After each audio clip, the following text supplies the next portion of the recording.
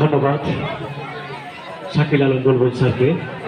আজকে তার এই বক্তব্যে অনুপ্রাণিত হয়ে আমার সেই জাতীয় কবি কাজী নজরুল ইসলামের সেই বিখ্যাত উদ্ধৃতিটি বারবার বলতে ইচ্ছে করে। আজকে এই পর্যায়ে আমাদের বক্তব্য দিতে আসছেন বিশেষ অতিথি জনাব মোহাম্মদ শাহ আলম পারভেজ, উপজেলা মাধ্যমিক শিক্ষা অফিসার, গোবিন্দগঞ্জ, গাইবান্ধা। আজকের এই অভিভাবক সমাবেশ এবং বিদায়ী শিক্ষার্থীদের প্রতিষ্ঠানের শিক্ষক কর্মচারীবৃন্দ এবং গভর্নিং বডির সম্মানিত সদস্যবৃন্দ, ছাত্রছাত্রীবৃন্দ এবং অভিভাবকবৃন্দ সকলকে আমার শুভেচ্ছা এবং অভিনন্দন জানাচ্ছি। আমি বিদায়ী ছাত্রছাত্রীদের উদ্দেশ্যে প্রথমে কিছু বলি।